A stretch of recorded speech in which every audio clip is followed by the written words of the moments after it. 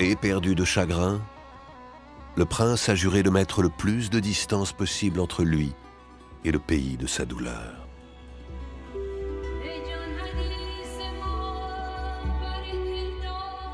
Son chagrin le fait traverser le monde islamique, parcourant la Palestine, l'Égypte et les vastes étendues de l'Afrique du Nord.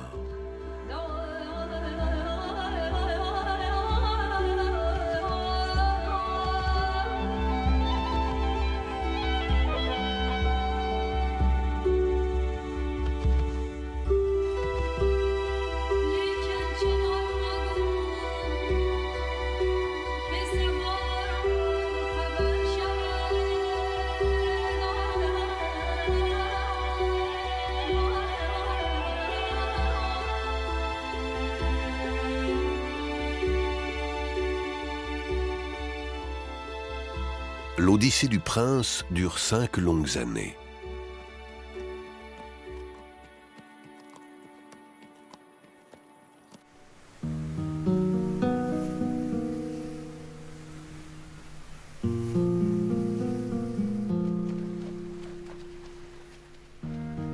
Enfin, désormais âgé de 25 ans, il atteint la mer.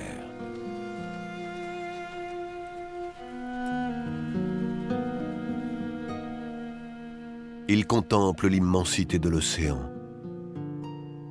Son périple atteint son terme, mais il sait que lorsqu'un voyage se termine, un autre débute.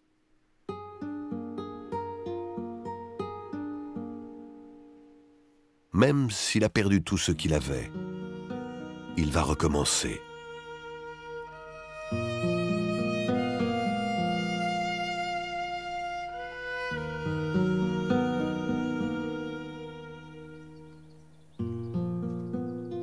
Le calife reste silencieux, perdu dans ses pensées.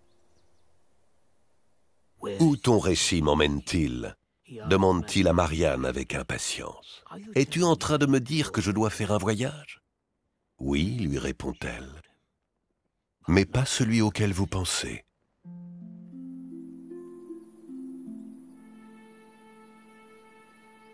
C'est dans le sud-ouest de l'Europe où il était arrivé que le prince a reconstruit sa vie et a fait naître une nouvelle demeure à l'image de celle qu'il avait laissée derrière lui.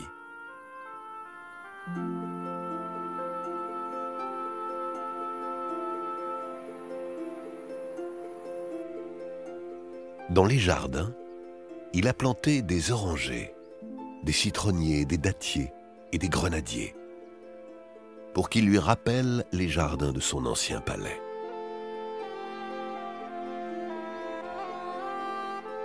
Il a construit une magnifique mosquée sur le modèle de celle de sa ville natale, Damas.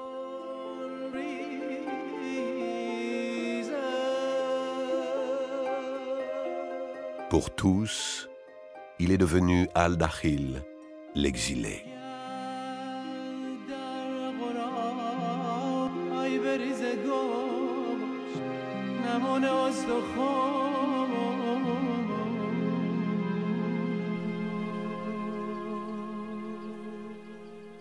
Le prince a fait un grand voyage, dit le calife, d'un ton songeur. Nul doute que maintenant il va retrouver le bonheur, la richesse et la réussite. Mais Marianne lui dit que l'histoire n'est pas tout à fait terminée.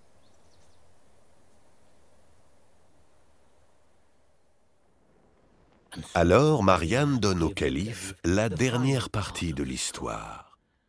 C'est un poème que le jeune prince Al-Dakhil a écrit bien des années auparavant.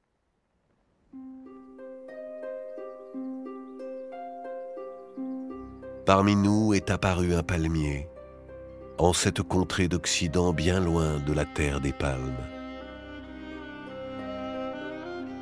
J'ai donc dit, ce palmier me ressemble, car je vis moi aussi en exil, à une très grande distance des miens.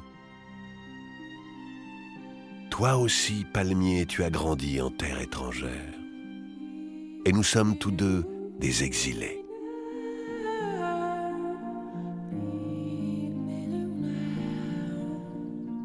Marianne a terminé son récit. Elle attend maintenant la réaction du calife. Les jours passent. Finalement, il vient la voir avec un cadeau en guise de remerciement. « Je vois maintenant, lui dit-il, le vrai sens de ton récit. Tu m'as raconté l'histoire de mon ancêtre, Abd al-Rahman Ier, qui a bâti un nouveau royaume ici, en Espagne. Il a fondé une grande dynastie et il a apporté la richesse et la prospérité à son royaume. Pourtant, il régnait au fond de son cœur l'amour de ceux qu'il avait perdus. » Le grand calife a longuement réfléchi à la manière dont il allait récompenser Marianne pour son récit. Et il a trouvé dans son trésor royal un cadeau exquis, une magnifique écritoire sculptée dans le plus bel ivoire par les meilleurs artisans de sa cour.